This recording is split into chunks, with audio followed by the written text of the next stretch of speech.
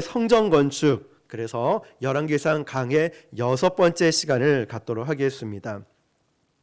자, 여러분, 오늘 우리가 이 말씀을 보면서 솔로몬이 정말 하나님께서 이 솔로몬에게 성전을 건축하라고 말씀하셨을까? 우리는 익숙한 고정관념을 내려놓고 오늘 이 시간 새롭게 저와 여러분에게 주시는 하나님의 말씀을 들을 수 있기를 축복합니다. 다윗이 성전 건축에 관한 내용을 하나님과 이 대화를 나누는 게 사무엘하 7장 1절에서 7절에 나오는데, 먼저 1절 2절 말씀을 같이 한번 읽어보겠습니다. 시작. 여호와께서 주위에 모든 원수를 무찌르사 왕으로 궁에 평안히 살게 하신 때에 왕이 선지자 나단에게 이르되, 볼지어다 나는 백향목 공에 살거늘 하나님의 궤는 휘장 가운데 있도다. 아멘. 여기까지만 볼게요. 아주 중요한 동기가 나오는데, 다윗이 평화의 때가 찾아왔어요. 이제 모든 전쟁을 그치고 홀로 앉아서 기도하는데, 나는 이렇게 멋진 백향목 궁에 사는데 하나님의 궤는, 언약궤는 너덜너덜한 광야 시절에 이 천막 안에 머물고 계신, 이런 생각이 든 거예요. 이런 생각을 보면은, 상식선에서 보면 역시 다윗이야. 다윗은 정말 기특해. 이런 생각이 든다는 거죠. 쉽게 표현하면, 나는 롯데캐슬이나 아이파크는 좋은 집에 사는데 우리 부모님은 반지하에 월세에 살고 계시니까 우리 부모님께 이제 좋은 집에 살 수 있도록 집을 장만해 줘야 되겠다. 얼마나 기특합니까? 그렇죠? 그런데 지금 문제가 뭐냐면, 이런 기특한 생각을 할 때 사고가 난다는 사실. 사울이 왕이 됐습니다. 하나님의 사무엘을 통해서 기름 부음을 받는데, 그때 내린 첫 명령이 뭔지 아십니까? 너는 저기 가서 아말렉을 진멸하라 라고 했습니다. 그런데 이 전쟁의 목적을 말한 것뿐만 아니라 방법까지도 이렇게 하나님이 말씀하신 거예요. 남녀노소 젖먹이와 소, 양, 나귀, 짐승은 다 죽여라.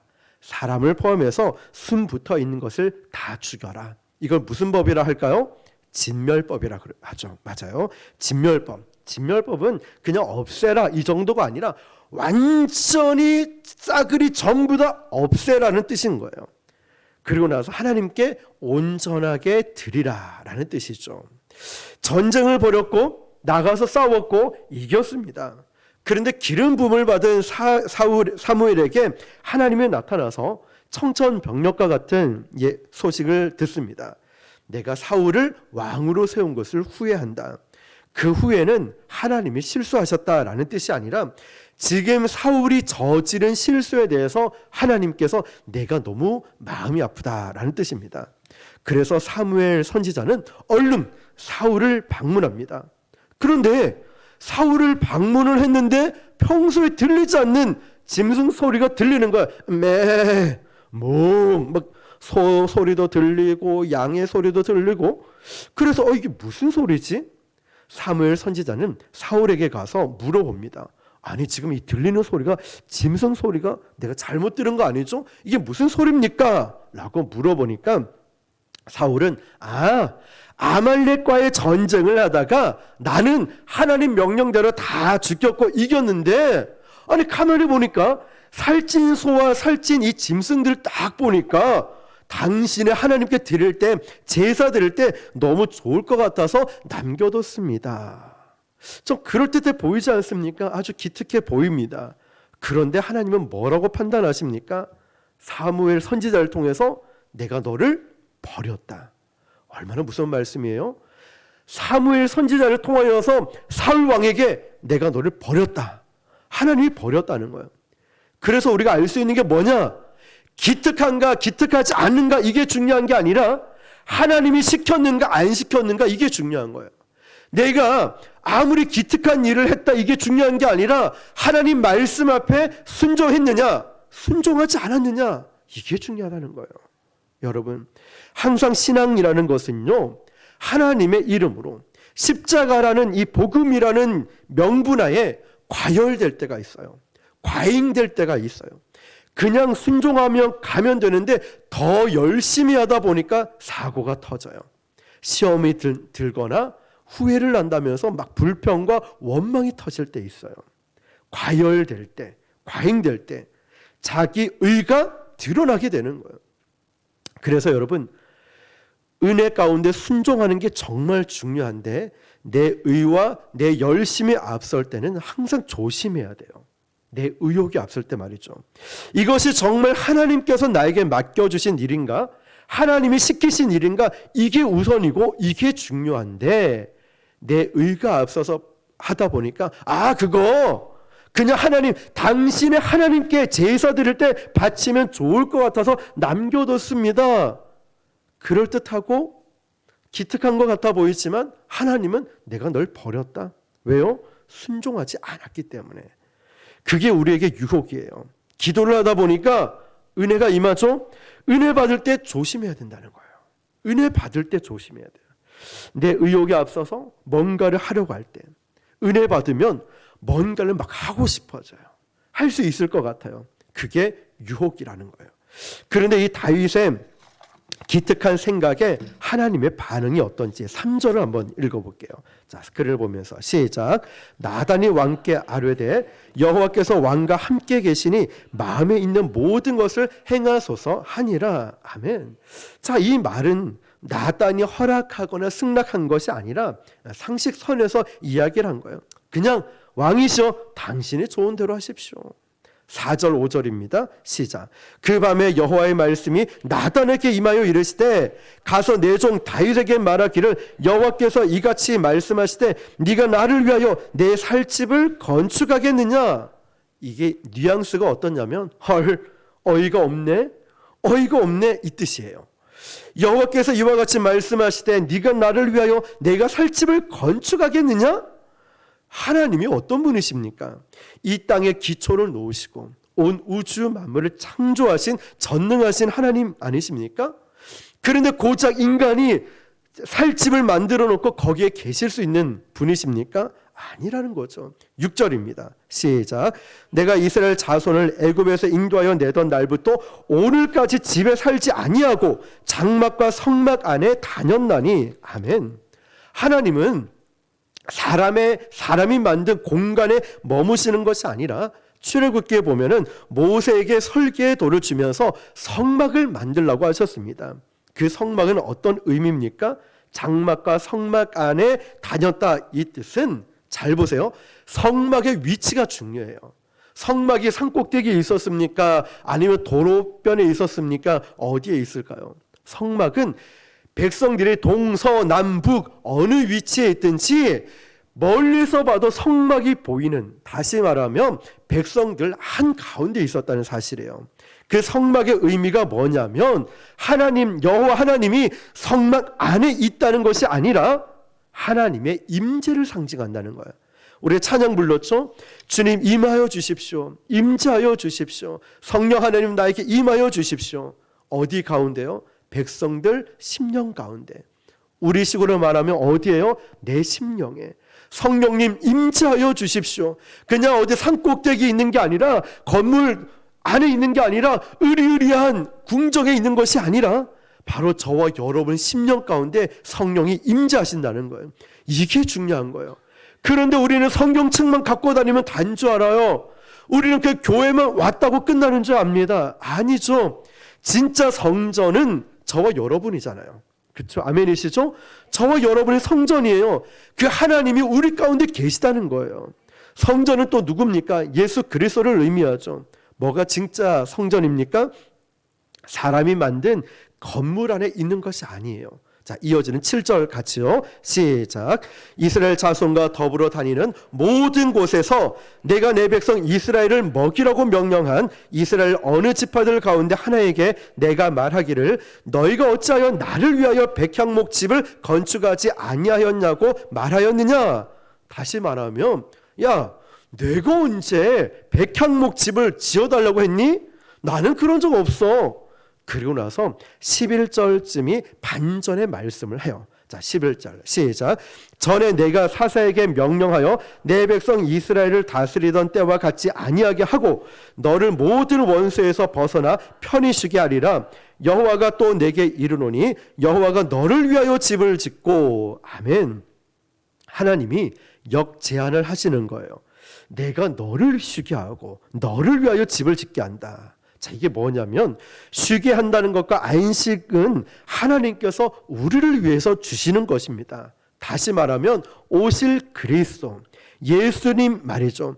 예수님을 의미하고 예수님 안에서 참된 안식을 누릴 수 있는 거예요. 우리가 물질을 갖고 있고 좋은 집에 살고 부족함이 없는데 왜 마음이 우울하고 왜 마음이 공허할까요? 이 공간은 하나님만이 채울 수 있는 공간이기 때문에 그래요. 아무리 많은 것을 누리고 있어도요, 이 공간은 물질로도 돈으로도 백으로도 건강으로도 내 가진 것으로 채워지지가 않아요. 여기는 하나님만이 채울 수 있는 공간인 거예요. 자, 12절 볼게요. 시작. 내 수완이 차서 내 조상들과 함께 누울 때 내가 내 몸에서 날 내 씨를 내 뒤에 세워 그의 나라를 견고하게 하리라. 아멘. 그의 나라는 하나님의 나라를 의미해요. 내가 내 몸에서 날 씨는 예수 그리스도를 의미하고 있죠. 다시 말하면 하나님께서 우리를 위해서 집을 주어주겠다라는 말씀이죠. 13절 시작. 그는 내 이름을 위하여 집을 건축할 것이요 나는 그의 나라 왕위를 영원히 견고하게 하리라. 아멘. 자, 그리고 사도행전 7장 46절에서 51절을 함께 볼 텐데요. 자, 같이 한번 읽어볼게요. 시작. 다윗이 하나님 앞에서 은혜를 받아 야곱의 집을 위하여 하나님의 처소를 준비하게 하여 달라고 하더니 솔로몬이 그를 위하여 집을 지었느니라. 그러나 지극히 높으신 이는 손으로 지은 곳에 계시지 아니하시나니 선지자가 말한 바 주께서 이르시되 하늘은 나의 보호자요 땅은 나의 발등상이니 너희가 나를 위하여 무슨 집을 짓겠으며 나의 안식할 처소가 어디냐. 이 모든 것이 다 내 손으로 지은 것이 아니냐 함과 같으니라. 목이 곧고 마음과 귀에 할례를 받지 못한 사람들아 너희도 너희 조상과 같이 항상 성령을 거스리는도다. 아멘. 자, 뭘 거스린다고요? 성전 건축을 지금 단호하게 거절하고 있는데 뭘 거스리냐면 성령을 거스리고 있다는 거예요. 언제 임했던 발상이냐면 하나님의 은혜가 임할 때였어요. 그래서 우리는 하나님의 은혜가 임할 때 정신을 바짝 차려야 돼요. 이게 내 열심인지 진짜 하나님의 은혜인가? 내 과욕인가 내 의욕인가 내 의가 드러내는 것인가 진짜 하나님의 은혜인가. 하나님의 은혜로 하는 사람은 사람들의 인정에 아니면 사람들의 말에 휘둘리지 않아요. 하나님의 은혜 가운데 일하시는 분들은 사람이 보든 안 보든 내가 하나님 앞에서 합니다. 그런데 내 열심으로 하는 사람은 항상 누가 나를 인정해 줘야 돼요. 내 열심으로 하는 사람은 대가를 바라요. 하나님 내가 이런 봉사를 하고 이런 헌신을 했으니까 이거 좀 채워주세요. 기도 응답 좀 해주세요. 하나님은 그렇게 해서 응답하시는 분이 아니시잖아요. 근데 마침 하나님을 위해서 내가 이만큼 했으니까 나에게 복을 좀 주십시오 라고 이야기하고 기도를 한다는 거죠. 그런 게 아닙니다. 예전에 섬겼던 교회에서 안수 집사님과 여러분에게 복음을 훈련을 했죠. 전도 훈련을. 그러면서 영접기도와 복음 제시를 다 외웠냐라고 물어보고 제가 물어봤습니다. 안수 집사님, 만약 지금 이 땅을 떠난다면 천국에 갈 확신이 있습니까? 아니요. 왜 그러냐고 물어보니까 죄송해서요. 아니 뭐가 죄송해서요? 이 안수 집사님은 교회가 건축할 때 헌금도 많이 못했고 본인 말로 또 하나는 목사님 아시잖아요. 제가 주류업을 하는 거, 술도 팔고 이제 나이트클럽이나 룸사롱인데 주류를 납품을 하는 거예요. 하나님이 기뻐하시는 일이 아니라는 거 알죠? 죄송해서 천국 못 갈 것 같아요. 제가 깜짝 놀랐어요. 일반 집사도 아니고 안수 집사님이 그러니까. 그래서 다시 한번 복음을 심어드리고 말씀드렸죠. 집사님, 구원은 선물입니다. 선물. 구원은 내 행위나 노력으로 가는 게 아니고 믿음으로 받는 거예요. 집사님이 뭘 헌신하고 봉사하고 헌금하고 이게 기준이 아니라 하나님의 말씀을 믿을 때, 예수님을 믿을 때 내가 구원을 받는 것이지 뭐 헌금을 많이 하고 봉사 많이 하고 죄송해서 그런 거 아닙니다. 말씀드렸다는 거죠. 여러분, 사탄은 지혜로워요. 은혜를 받게 해요. 자, 오늘도 저와 여러분 은혜를 막 받아. 성령이 임하셨어요. 오늘 말씀 너무 은혜스럽고 기도할 때 너무너무 좋았어요. 요즘은 사단도 얼마나 지혜로운지 은혜 받아 교회 가 그래 놓고 은혜 받고 나서 시험 들게 만들어요. 은혜 받고 나서 교회에 딱 빠져나가는데 운전하고 가다가 막 10원짜리 욕을 하기 시작하고, 집에 갔더니 평소에 안 그러던 우리 자식들이 갑자기 속을 썩이고, 평소에 안 그러던 남편이 막 사고를 치기 시작하고. 은혜 받았어요. 은혜 받았다고요. 근데 돌아가는 발걸음에 얼마나 우리를 거슬리게 하는 행동, 말, 나 다음부터 봉사 안 해야지, 다음부터 기도 안 해야지, 이렇게 시험 들게 만들어요. 그래서 은혜 받고 난 다음에도 마음을 잘 지켜야 돼요. 은혜를 놓치지 않도록 누가 뭐라 하고 어떤 시험을 나에게 유혹을 하고 힘들게 만들어도 나는 하나님의 말씀 앞에서 시험 들지 말아야지, 난 저런 일들에 마귀 유혹에 빠지지 말아야지. 그렇다고 은혜 받지 말라는 게 아니겠죠. 우리가 잘못 알았던 이제 성전 건축의 민낯을 보게 됩니다. 자, 두 번째로 솔로몬이 성전 건축을 어떻게 준비하고 있는지를 한번 그 기초적인 걸 볼게요. 자, 1절입니다. 오늘 본문이죠. 열왕기상 5장 1절 시작. 솔로몬이 기름 부음을 받고 그의 아버지를 이어 왕이 되었다함을 두로왕 히람이 듣고 그의 신하들을 솔로몬에게 보냈으니 이는 히람이 평생에 다윗을 사랑하였습니다. 아멘. 자, 두로왕 히람이 누구를 사랑했죠? 다윗을 사랑했어요. 그 말은 다윗 때에 두로와 히람과 정치적인 관계를 맺고 있었다는 거죠. 그 이상도 이하도 아닙니다. 그런데 여러분, 우리가 보게 될 때 솔로몬이 왕이 되자마자 누구와 결혼했죠? 바로의 딸과 결혼했죠. 애굽 왕의 딸. 정치적인 전략을 맺었어요. 분명히 우리는 열왕기는 신명기적 관점으로 봐야 되죠. 세 가지를 금했잖아요. 왕을 세울 때 지난주에 나누었죠. 첫 번째 뭘 금했죠? 마병을 많이 두지 마라. 전쟁에서 말을 얻으면 아킬레스건을 딱 끊어서 그냥 마병은 다 죽여버리고 없애라. 왜냐? 전쟁은 하나님께 속했기 때문에. 두 번째 뭘 많이 두지 말라 했죠? 아내를 많이 두지 말았어요. 기억하셔야죠. 몇 명요 아내를? 1000명을 뒀잖아요. 저는 그랬잖아요. 한 명도 힘들다고. 무슨 1000명씩이나 후궁까지. 여러분 아주 공감이 되잖아요. 정말 평생에. 자, 세 번째 뭘 많이 두지 마라? 은금을 많이 두지 마라. 근데 솔로몬은 돌뿌리에 부딪히면 돌이 아니라 은이나 금이었다고 했잖아요. 하나님께서 하지 말라는, 여호와께서 하지 말라는 이 세 가지를 다 갖고 있어요. 왕이 되자마자 바로의 딸과 다 전략적 결혼을 하면서 정치적 전략을 맺으면서 이 솔로몬의 왕국은 하나님이 원하시는 이 왕궁이 이 하나님이 원하시는 나라가 아니라 어딜 닮아가요? 점점점 바로 애굽을 닮아가고 있다고 했잖아요. 그러면서 솔로몬의 이 백합화보다 못한 솔로몬의 영광이라고 지난 시간 나누었잖아요. 이 꽃만도 못한 게 솔로몬의 영화, 부귀영화라고 했잖아요. 근데 우리는 잘 되면 솔로몬처럼 이런 부귀영화를 주십시오, 그거 아니라고 했잖아요. 하나님이 원하시는 것은 솔로몬의 영화는 들의 백합화보다 못하고 진짜 왕이신 예수 그리스도, 예수님은 멍에를 짊어지고 나의 십자가의 길을 따르라고 하셨잖아요.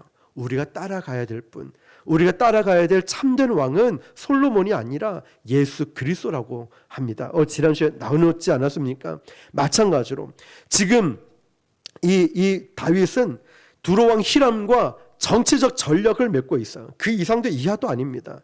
아버지 다윗의 친분 관계를 이용해서 메신저를 보냅니다. 2절에서 5절입니다. 시작. 이에 솔로몬이 히람에게 사람을 보내어 이르되 당신도 알거니와 내 아버지 다윗이 사방의 전쟁으로 말미암아 그의 하나님 여호와의 이름을 위하여 성전을 건축하지 못하고 여호와께서 그의 원수들을 그의 발바닥 밑에 두시기를 기다렸나이다. 이제 내 하나님 여호와께서 내게 사방에 태평을 주심에 원수도 없고 재앙도 없도다.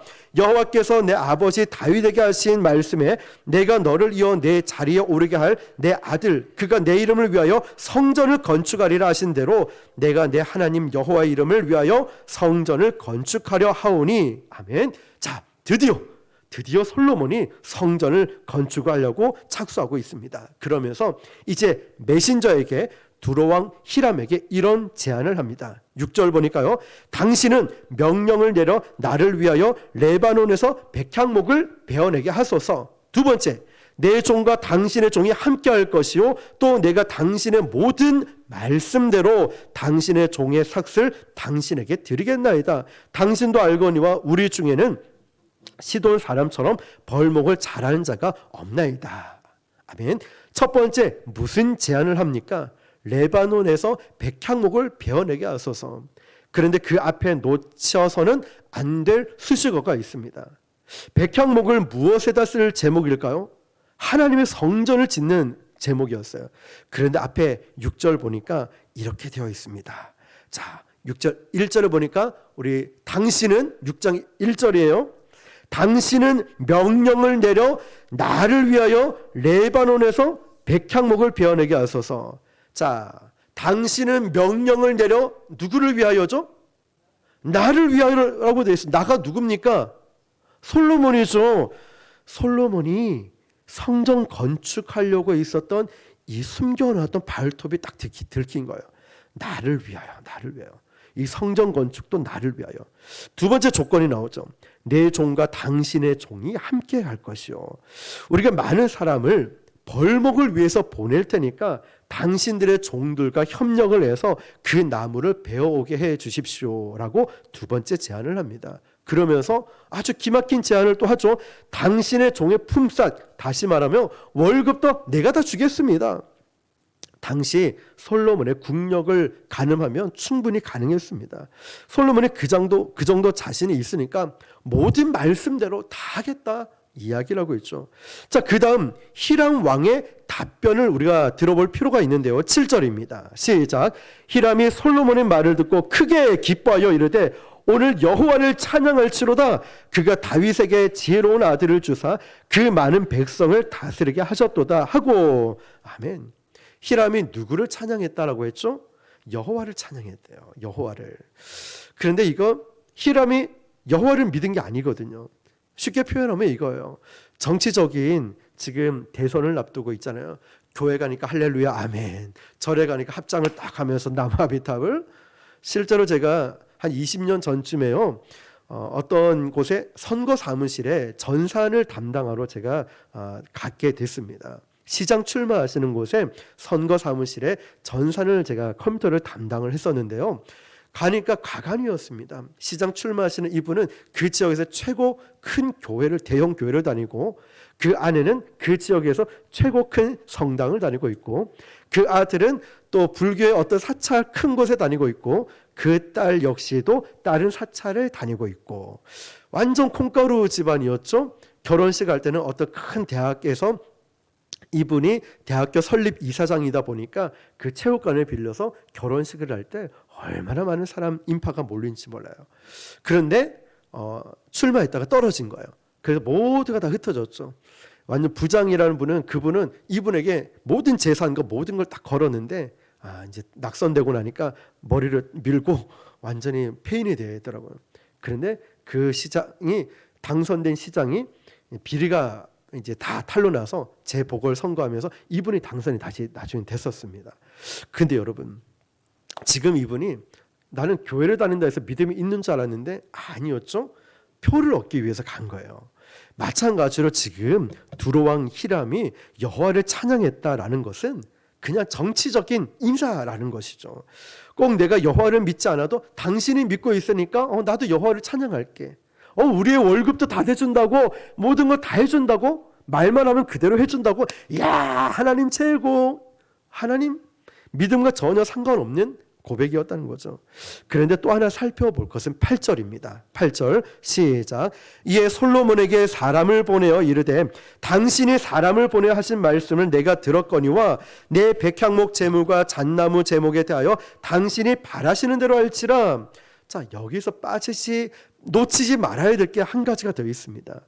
잣나무 얘기가 없었다라는 거죠. 잣나무 얘기. 그냥 히람 왕이 하나 더 플러스한 거예요. 자, 그럼 빠진 게 또 뭘까? 9절을 보니까요, 내 종이 레바논에서 바다로 운반하겠고. 여기서 뭐가 빠졌을까요? 숨은 그림 찾기. 뭐가 빠졌을까요? 솔로몬이 뭘 제안했냐면 당신의 종과 내 종이 함께라는 이 말이 빠졌어요. 왜 빠졌냐면은 이 두로 왕이 위험하니까 아무리 동맹을 맺었다 해도 아무리 그래도 자기 나라의 안보가 중요하거든요.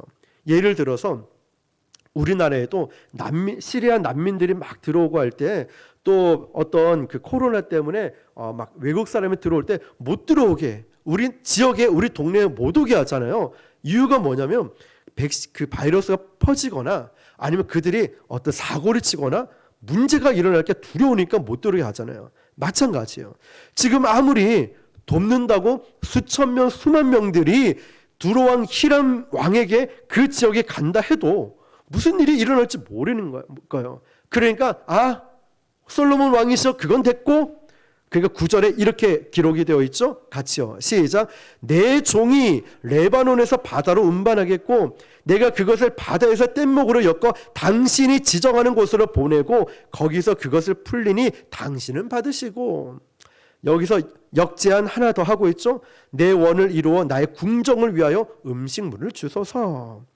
지금 하나 더 제안하는 게 뭐냐면 음식물을 달라는 거예요. 왜 달라고 했냐면 레바논 지역에서는 곡물이 나지 않거든요. 항상 이 곡물이 없어가지고 전전긍긍했다는 거예요. 심지어 궁궐에서조차 먹을 것이 없을 정도로 부족할 정도였어요. 그래서 이 히람 왕은 이때다 싶어가지고 궁궐에 쓸 음식물을 달라고 한 거예요. 자, 10절, 11절입니다. 시작. 솔로몬의 모든 원대로 백향목 제목과 잣나무 제목을 주매 솔로몬이 히람에게 그의 궁정의 음식물 밀 2만 고루와 맑은 기름 20고루를 주고 해마다 그와 같이 주었더라. 아멘. 이제 이렇게 해서 계약이 체결됩니다. 고르는 지금처럼 킬로그램 이런 단위입니다. 솔로몬이 히람에게 어떻게 주기로 했냐면 매년 주기로 했다는 거예요. 몇 년일까? 계산을 해보니까 성전 공사는 7년이었어요. 끝나자마자 또 무슨 공사를 했냐면 자기 궁정을 짓는데 13년이 걸렸어요. 합이 몇 년이죠? 20년 동안에 통치를 하면서 히람 왕 그 두로 지역에 계속 공물을 바친 거예요. 20년 동안 매년. 그러니까 지금 이 백성들은 죽어나는 거예요. 얼마나 힘들고 고통스러운 시간을 보내겠습니까? 지난주에 나누었죠. 12관장을 세웠는데 관장을 세운 거는 관장은 시장이라고 했죠. 부산시장, 대구시장 이렇게 시장을 세운 거는 목적은 공물을 바치기 위해 세운 거지 나라를 잘 다스리기 위함이 아니었다는 거예요. 자, 그러니까 후대에 이 백성 후손들이 어떻게 평가를 하냐면 열왕기상 12장 4절을 보니까요. 시작. 왕의 아버지가 무겁게 하였으나 왕은 이제 왕의 아버지가 우리에게 시킨 고역과 매운 무거운 멍에를 가볍게 하소서. 이 왕이 누구죠? 솔로몬이에요. 그러면 지금 이 얘기는 누구에게 하냐면 왕의 아들이었던 르호보암에게 하는 거예요. 그런데 나중에 보면 알겠지만 야, 우리 아버지는 채찍으로 했지만 나는 정말 채찍으로 너를 힘들게 하겠다. 더 독하고 악한 왕이 그 아들 르호보암이었다는 거예요. 솔로몬 아들에게 부탁하는 거예요. 르호보암에게 아버지 때처럼 하면 안 돼. 아무리 부전자전 이렇게 얘기하지만 니네 아버지처럼 하면 우리는 다 죽어. 얼마나 힘들고 고통스러운지 아니? 이렇게 얘기를 하는 거예요. 그러면 매년 2만 그루를 히람 왕에게 올려 보내야 했다는 거죠. 하루에 솔로몬 궁궐에 소모되는 음식이 얼마였냐면 가는 밀가루 30그루, 또 고루, 굵은 밀가루가 60고루, 합이 90고루였어요. 이것을 1년 단위로 365를 곱하니까 32,850고루가 되는 거예요. 약 33,000고루죠. 또 매년 히람 왕에게 보낼 음식은 또 얼마냐면 2만 고루였어요. 거의 3분의 2였죠. 얼마나 많습니까? 북쪽에도 2만 고루로 보내야 되고 궁궐에도 3만 고루로 보내야 되는 거예요. 말씀드렸듯이 이스라엘은 12구역을 나눠서 관장을 세운 목적은 피땀 흘려 백성들이 지은 곡식들을 그냥 솔로몬 왕궁과 히람 북쪽에 다 보냈어요. 얼마나 힘들었을까? 이게 계약이었다는 거예요. 성경을 보면 얼마나 역사의 평가가 매서운가를 볼 수 있어요. 12절 보니까요. 시작. 여호와께서 그의 말씀대로 솔로몬에게 지혜를 주신 거로 히람과 솔로몬이 친목하여 두 사람이 함께 약조를 맺었더라. 자, 여러분, 우리가 성경을 볼 때 이름 순서가 중요하다라고 말씀드렸죠. 예를 한 가지 들면은 그 한나 브닌나, 처음에 1장 1절에 이하에 보면은 처음에 한나가 나오고 분인나가 나오는데 나중에 분인나에게는 아이가 있고 한나에게는 아기가 없을 때 순서가 바뀌죠. 분인나가 나오고 한나가 나오고 한나 분인나 나오다가 아이 이야기가 나오면서 분인나 한나로 바뀌었다라고 했습니다. 굉장히 큰 의미가 있어요. 우리는 한 구절을 보겠지만 지금 12절에도 보면은 여호와께서 그의 말씀대로 솔로몬에게 지혜를 주신 고로 그 다음에 누구 이름이 먼저 나오죠? 히람과 솔로몬이 나왔다는 거예요. 이게 뭐냐면 히브리인들에게는 이름 순서도 굉장히 중요한 거였어요. 이 거래 계약의 체결자의 승리자가 누구냐면 히람이었다는 거예요. 그럼 도대체 하나님이 주신 이 지혜는 왜 붙었을까? 너 지금 하나님이 주신 지혜로 백성들에게 안식을 뺏고 등에 무거운 짐을 지우고 이렇게 이딴 식으로 계약을 하냐? 이 뜻이었다는 거죠. 여러분 어떻게 생각하십니까? 지금 솔로몬이 목사님 솔로몬을 너무 비하시키는 거 아니에요? 아니에요. 우리는 그동안 성경을 내가 보고 싶은 대로 믿고 싶은 대로 믿었어요. 왜냐? 솔로몬 하면 지혜의 왕이고 뭐 아가서도 짓고 또 성경을 많이 지었으니까 솔로몬은 대단해. 이렇게만 생각을 해왔어요. 근데 우리가 말씀을 찾아서 보니까 꼭 그렇지만 않다는 거예요. 솔로몬에 대한 냉혹한 평가를 볼 수 있어요. 인간이 자기의 의를 근거로 드러낸 역사의 결과물들이 이렇다는 거예요. 그래서 무슨 솔로몬의 지혜를 본받겠습니까? 왜 오늘 교회의 목적이 성전 건축이 되어야 할까요? 그 성전 건축을 허용할 때 하나님은 조건을 달았어요. 뭘 달았냐? 내 모든 율례와 법도를 준행하면 너를 형통케 하겠다. 율례와 법도 다시 말하면 신명기적 말씀이에요. 하나님 말씀을 잘 지키면 내가 너를 형통케 하겠다. 그런데 우리는 열왕기서는 무슨 관점으로 봐야 된댔죠? 어떤 성경이었죠? 신명기적 관점을 봐야 돼요. 지켜졌나 안 지켜졌나 이런 관점을 봐야 돼요. 모든 율례와 법도를 지켰나 안 지켰나, 하나님이 주신 지혜로 백성을 안식하게 했나 안 했나 이런 관점으로 봐야 되는데 백성들은 고욕을 치르고 있는 거예요. 성전 건축 명목으로, 다시 말하면 우리도 하나님의 일을 한다는 명목으로 너무나 엉뚱한 일을 할 때가 있어요. 하나님의 일을 한다는 명목으로 때로는 너무나 잘못된 일을 하고 있어요.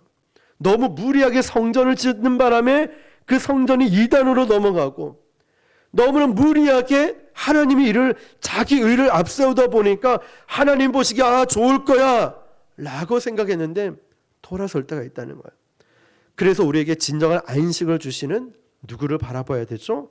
참된 왕이신 예수 그리스도를 바라봐야 된다는 거예요. 우리는 항상 이 순서를 바꾸면 안 됩니다. 하나님은 우리에게 궁극적으로 주시는 목적은 우리를 행복하게 하고 그리스도 안에서 누림과 즐거움과 자유와 기쁨을 허락해 주시기 위해서, 구원을 주시기 위해서 예수님이 십자가에서 죽으시고 부활하셨다는 거예요. 그런데 여러분, 이런 관계적 행복을 솔로몬은 다 빼앗아 가버렸어요. 사역과 노동에만 내몰려버린 이스라엘 백성들의 안식까지 빼앗아 가버렸다는 거죠. 그래서 하나님은 강제적으로 이스라엘 백성을 몰아넣은 겁니다. 왜? 이유가 뭘까요? 자동적으로 70년 동안 안식하지 못했던 이스라엘 이 땅에 무엇을 누렸냐면 강제적 안식을 누리게 됩니다. 성전 공사 앞뒤에 보면 하나님께서 강조하신 것이 안식이었죠. 역대하 5장 1절을 보면요, 시작. 솔로몬이 여호와의 전을 위하여 만드는 모든 일을 마친지라. 이에 솔로몬이 그의 아버지 다윗이 드린 은과 금과 모든 기구를 가져다가 하나님의 전 곳간에 두었더라. 여러분, 이제 말씀이 이제 끝나는데요, 역대하 22장에서 29장까지 보면은 다윗이 성전 공사를 위해서 하나님, 저는 공사를 하지 못하지만 성전을 짓고 남도록 모든 재물들을 준비했다는 거예요.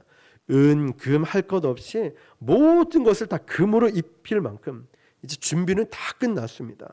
근데 결과가 어떻게 됐냐면 솔로몬이 그의 아버지 다윗이 드린 은과 금과 모든 기구를 가져다가 어디로 뒀다고요? 아까 5장 1절 한번 띄워주세요. 5장 1절 보니까요, 마지막에 아버지가 준 모든 은과 금과 모든 기구를 가져다가 어디에 뒀죠? 하나님의 전 곳간에 뒀다는 거예요. 곳간이 뭡니까? 창고예요. 지금 쉽게 말하면 은과 금과 모든 기구들을 곳간에 다 창고에 넣었어요. 아버지가 준 걸 썼습니까? 안 썼습니까? 하나도 안 썼어요. 백성들은 너무 과도하게 거둬들인, 그리고 이 백성들이 안식을 누릴 여유가 없었다는 거죠. 두 번째는 뭐 내 것으로 하면 되지 뭐 굳이 아버지 거는 쓸 필요가 없다는 거죠. 다윗은 솔로몬을 위해서 준비를 했었거든요. 결국 이 곳간에 모아놓은 은과 금 모든 기구들은 어떻게 됐을까요? 곳간에 모아놓은 건 어떻게 됐을까요? 이후에 바벨론 군대가 쳐들어오면서 그 곳간에 있는 거 은과 금과 모든 기구를 다 빼앗아갔어요. 쓰라고 준비를 해놨는데 안 쓰니까 가져가 버렸다는 거예요. 얼마나 무서운 말입니까? 하나님이 저와 여러분에게 준 사명이 있어요. 하나님이 우리에게 준 사명이 있는데 안 쓰고 아껴둬야지 이러다 보니까 하나님이 뺏어가 버렸어요. 다 빼앗아가 버렸어요. 우리 주일마다 다니엘서 나누죠. 느부갓네살 왕에게 왕이 깨달은 게 뭡니까? 왕을 세우시는 분도 하나님이시고 이걸 빼앗아서 다른 사람에게 주는 것도 하나님이시군요. 느부갓네살 왕이 깨닫지 않습니까? 우리도 내가 가진 것이 얼마냐, 내 상황이 어떠냐를 떠나서 하나님을 위해서 써야 되는데, 하나님을 위해 드려야 되는데 그러지 않고 고이 간직해 놓으니까 나중에 바벨론에 와서 은과 금과 모든 기구를 다 빼앗아 갔다니까요. 정말 무서운 말씀이죠. 여러분, 정말 우리가 하나님 앞에서 이 부분을 살펴볼 필요가 있다는 거예요. 제일 중요한 게 뭐냐면 예수 그리스도 안에서 하나님과의 이 관계, 하나님과의 관계를 내가 성전임을 먼저 회복을 해야 돼요. 내가 하나님, 내가 성전입니다. 자꾸만 교회에만 하나님이 계시겠지, 이게 아니라 여러분이 가는 곳이 성전이 되어야 된다는 것. 여러분 자체가 예수님이 계시는 성전이라는 것. 교회는 건물이 아닙니다. 저와 여러분이 모여서 부곡 순복음 교회가 되는 거죠. 이런 것처럼 내가 성전임을 잊지 말고 이게 회복이 돼야 돼요. 여러분의 가정에 돌아가든 직장을 가든 누구를 만나든 내가 성전이라는 사실, 내가 교회라는 사실, 나를 만나는 사람들에게 복음을 전해야 되는데 말로 전하는 복음도 있고 내 삶으로 흘려내는 복음이 있다는 사실을 잊어버려서는 안 되는 거예요. 복음 말이죠. 그리고 내가 성전이기 때문에 이게 먼저 오늘 기도할 때 여러분 그게 회복돼야 돼요. 하나님, 제가 주님이 거하시는 거룩한 성전이 되기를 원합니다. 이게 제 안에서 먼저 회복되길 원합니다. 그리고 헌신해야 은혜가 있어요. 힘들어도요. 저도 목사라고 다 앞에 서는 게 좋지는 않죠. 힘들고 어려워요. 그런데 앞에서 말씀을 전하다 보니까, 기도하다 보니까, 찬양을 하다 보니까 은혜가 임하게 되는 거예요. 헌신하다 보니까 은혜가 임한다는 거죠. 그것을 배제한 안식, 수고는 의미가 없다는 거예요. 한국 교회는 일하는 단체가 되어버렸어요. 언제부턴가 일이 중요하다. 그러나 중요한 건 이거예요. 예수 그리스도 안에서 참된 기쁨과 행복을 놓치면 의미가 없다는 거예요. 그래서 저는 우리 교회가 은사도 물론 필요합니다. 기도도 많이 해야 되죠. 그런데 저는 예수님 안에서 참된 안식을 누렸으면 좋겠어요. 이 기쁨이 흘러넘쳐서 막 저절로 기도하고 싶고 말씀을 배우고 싶고 전도를 하고 싶고 봉사하고 싶고, 이게 첫 번째 조건은 예수님과의 이 관계, 하나님과의 이 관계가 내가 먼저 회복이 돼야 흘러넘칠 때 모든 것이 은혜 가운데 할 수 있죠. 앞서 나누었잖아요. 은혜 받아 돌아서면 옛날 막 혈기가 또 올라오니까 감정적으로 더 상처를 받게 되고, 여러분, 사랑하지 않는 수고는 의미가 없다는 거예요.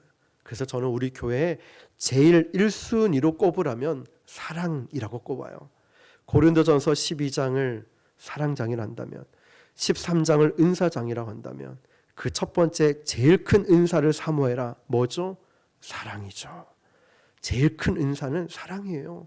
저는 우리 교회가 그런 사랑이 많은 교회가 되기를 늘 기도하고 애를 쓰고 있어요. 은사도 중요하지만 여러분, 그런 것처럼 우리는 정말 그 주님과의 사랑이 회복될 수 있길 바랍니다. 내가 성전임을 기억하고 감사함으로 하나님께 드리지 않는 건 언젠가 빼앗겨 버려요. 언젠가 다 없어져 버려요. 지금 힘이 있고 은혜가 있을 때 하나님께 드리시길 바랍니다. 힘이 들어도 아파도 드리시길 바랍니다. 드릴 때 흔들어 넘치도록 채우시는 하나님의 은혜를 우리 모두가 체험하게 될 줄 믿습니다. 우리 시간 함께 기도하겠습니다. 두 가지 놓고 기도